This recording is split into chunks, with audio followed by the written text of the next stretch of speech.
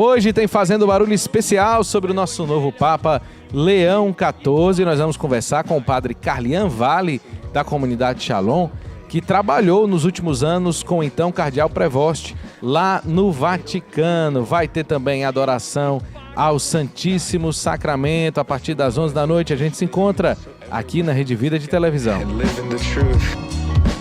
Quiero que se salga afuera. Make some noise.